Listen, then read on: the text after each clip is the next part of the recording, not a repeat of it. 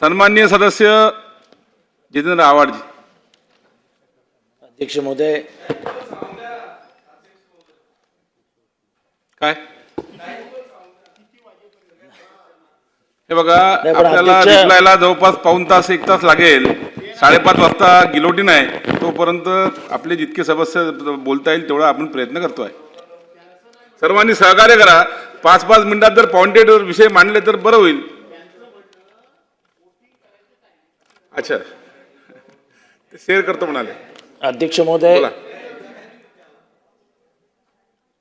महानगरपालिकेतील क्षेत्रातील मूलभूत सुखसोयीचा विकासासाठी व वैशिष्ट्यपूर्ण कामासाठी 1500 कोटी रुपये बाब क्रमांक 88 द्वारे दर्शवण्यात आलेले आहेत.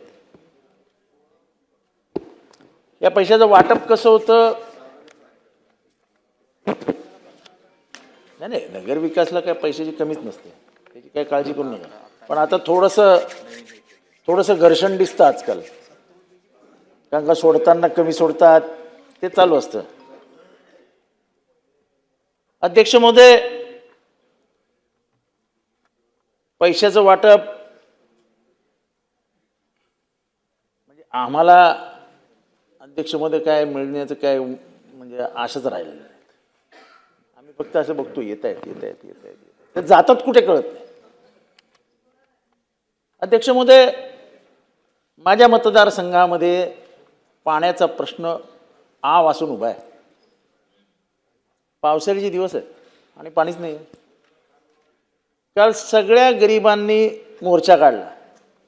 महानगरपालिकेकडे उत्तरच नाही. साधे पाईप घ्यायला पैसे नाहीत महानगरपालिकेकडे, पाईप घ्यायला. अध्यक्ष महोदय, मी नेहमी या ठिकाणी मांडत आलो आहे, MSRDC, MMRDA 44,000 कोटी, अमुक कोटी तमुक कोटी. हे आत्ताचे उपमुख्यमंत्री आणि तेव्हाचे मुख्यमंत्री हे माझ्या नगरीतले आहेत, आधी नगरसेवक होते. नाही, मित्र आहेत खरे. काय लाजायचं काय, फक्त ते आजकाल थोडंसं आता मोठे झालेत, ते मैत्रीचा दर्जा बदलतो. अध्यक्ष महोदय, मुख्यमंत्री एवढं सगळं काम करत असताना या शहराला एक धरण दिलं असतं, त्यांच्या आयुष्यभर लोकांनी नाव काढलं असतं. आयुष्यभर ज्यांनी महाराष्ट्राला पाणी दिलं, मग ते शंकरराव चव्हाण साहेब असोत, यशवंतराव चव्हाण साहेब असोत, लातूरमध्ये पाणी देणारे विलासराव देशमुख असोत, शहर त्यांना विसरत नसतं. पवार साहेब तर काय, त्यांचं काय, ते सगळ्याच म्हणजे सगळीकडेच त्यांचं योगदान आहे. पण अध्यक्ष महोदय, आमच्या शहरात पाणीच नाही हो.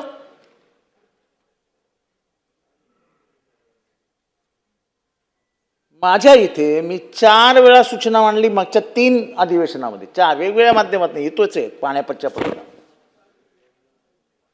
स्वतः उपमुख्यमंत्र्यांच्या म्हणजे ते तेव्हा नव्हते नगरविकास म्हणून, इथे मंत्री महोदय सामंत साहेब बसले होते. ते म्हणालेले की मी नगरविकासची जबाबदारी माझ्याकडे दिलेली आहे. त्याने झालं आयुक्त बैठक घेतील, सगळे मार्गी लावतील. 1% प्रश्न मार्गी लागलेला नाही. 1%. मुंब्रा शहरामध्ये 7 टाक्या मंजूर झाल्या, 7 टाक्या बांधणार म्हणून.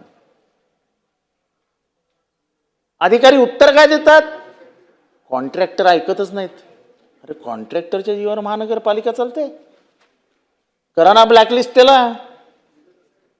त्याची करोडो रुपयाची बिलं तुम्ही काढता आणि जेव्हा काम करण्याची वेळ येते तेव्हा तुम्ही सांगता कॉन्ट्रॅक्टर ऐकत नाही, आणि पाण्यासाठी लोकांना वणवण भटकावं लागतं. आज कळव्यातलं पाणी, ठाणे शहराला पाण्याचा पुरवठा कमी होतो म्हणून ठाण्यातच थांबवण्यात आलेलं आहे आणि कळव्याला पाणी नाही. अध्यक्ष महोदय, हा विषय कधी सोडवणार आहेत? म्हणजे हे जे पैसे आहेत हे फक्त पेपरावर दाखवण्यासाठी आहेत की आपल्या लाडक्या आमदारांना, लाडक्या बहिणीसाठी सारखं, म्हणजे आपल्या लाडक्या आमदारांना की बाबा तुला किती पाहिजे, 50 कोटी घेऊन टाक, आम्हाला पैसे देऊ नका. आम्ही मागायला आले तर सांगा नाही देणार. नागरिकांनी काय पाप केलंय त्यांना तर द्या. अध्यक्षमध्ये खोटी बिलं तर अशी ठाणे महानगरपालिकेमध्ये निघतात की विचारतात सोय नाही. कंप्लेंट करून करून थकलो, काय दखल घ्यायला तयार नाही.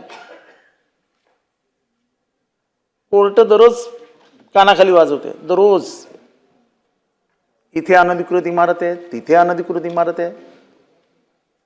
उगाच कोर्ट बिचारा आयुक्तांना काय ते विटनेस बॉक्समध्ये उभं करून ठेवतं.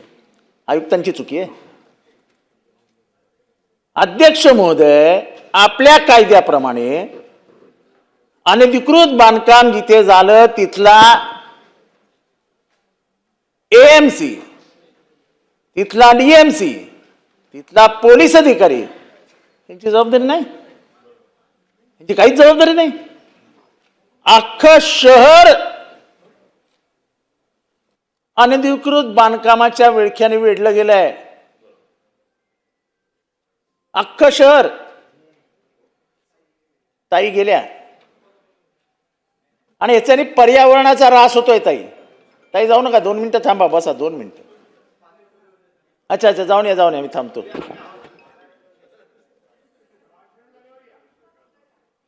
अख्खं शहर अनधिकृत बांधकामाने वेढलं गेलंय आणि बदनाम फक्त एखादा परिसर होतो. आज दिव्यासारख्या शहरामध्ये 160 इमारतींचं बांधकाम सुरू आहे. 160 इमारतींचं. कोण लक्ष देणार?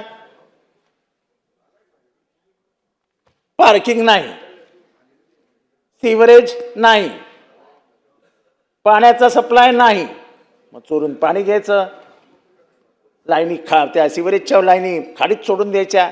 खाडीचं गटर झालो.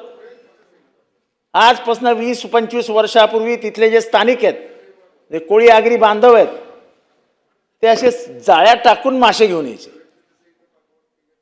आता ते कोळी त्याच्यात पडलं तर म्हणजे त्या विषाने मारायचा. अशी परिस्थिती आहे तिथे. अध्यक्ष महोदय कोणी बघायला तयार नाही.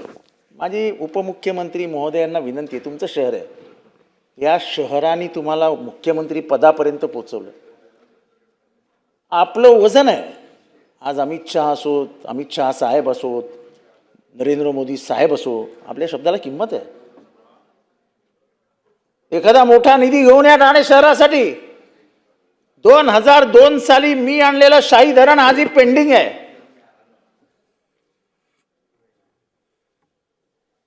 घ्या ना, पैसा घ्या, त्या शाही धरणाला सुरुवात करा. काळू नदीवरील धरणाला सुरुवात करा. जे फारच राग होतो यांना एकनाथ शिंदेचं नाव घेतल्यावर, गुलाबराव पाटलांना. काय काय काय काय काय म्हणजे आम्ही बोलायचंच नाही त्यांच्याबद्दल. तसं असेल तर बसतो खाली साहेब. अरे बोला बोला, आवडतं. म्हणजे तुम्हाला जबाबदारी दिली आहे का नगर विकासची? बोला बोला.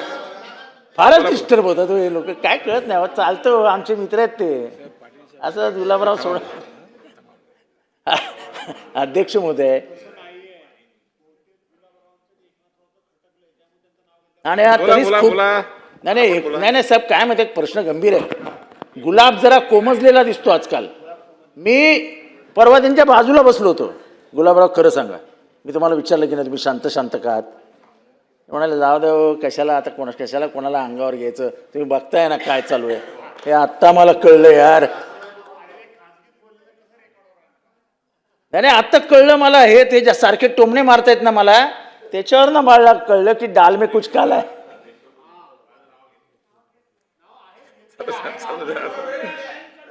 बोला बोला. मी यांचं नाव घेतलंच ना, मी गुलाब म्हटलं. आता बोलू द्या. आम्ही कमळ पण म्हणेन. बोला बोला बोला बोला बोला. अध्यक्ष महोदय, आव्हाड साहेब हे आमचे चांगले मित्र आहे. ते मुंबऱ्याच्याच अवतीभोवती फिरतायत. खरं म्हणायला गेलं तर ते शिंदे साहेबांचे मित्र स्वतः कबूल करतात. आणि शिंदे साहेबांवर मी बोलल्यावर चिडतो असंही म्हणतात. सांगायचा अर्थ असा आहे की 7-8 वर्ष टर्म ते आमदार आहे, मंत्री आहे, पाण्याचा प्रश्न का सुटू शकला नाही, हा माझा त्यांच्याकडे पण सवाल आहे. कारण की ते महाराष्ट्राला मार्गदर्शन करणारे नेते आहेत.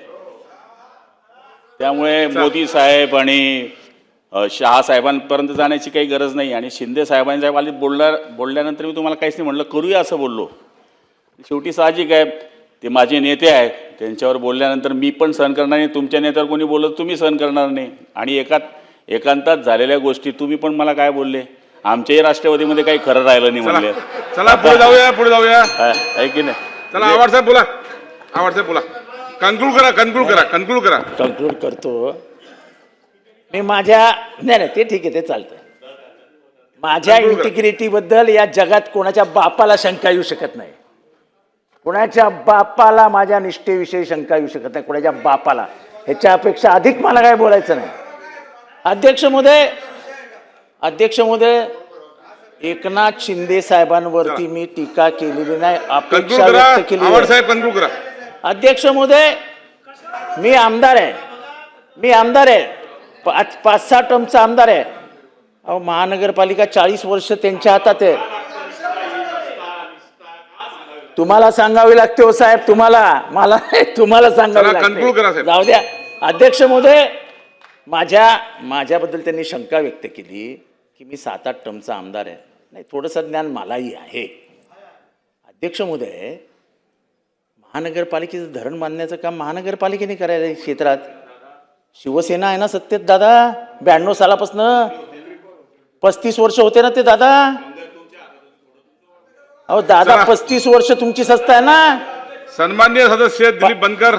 5 शेवटची 2-3 मिनिटं द्या. नाही ना. 2-3 मिनिटं. कन्क्लूड तुम्हाला मगच म्हटलं. हा ठीक आहे, ठीक कन्क्लूड करा, आहे. संपवा. त्यामुळे शासनाकडे माझी आग्रहाची विनंती आहे हा, की ठाणे शहराचा पाण्याचा प्रश्न जो आहे तो दिवसेंदिवस गंभीर होत चाललाय. अनधिकृत बांधकामांचा विळखा वाढतोय. भ्रष्टाचाराने ठाणे महानगरपालिका पोखरली जाते आणि त्यामुळे ह्याच्याकडे गांभीर्याने लक्ष दिलं नाही. ओके. आणि आपलं कळव्याचं बोलतोय हो, तुम्हाला मुंबरा का दिसतो? त्या मुंबऱ्यामध्ये माणसं राहत नाहीत का? मारून टाका ना, मुंबऱ्यातल्या माणसांना मारून टाका. चला दिलीप बनकर साहेब. मारून टाका. अध्यक्ष महोदय, 2025-26च्या एबीपी माझा, उघडा डोळे बघा नीट.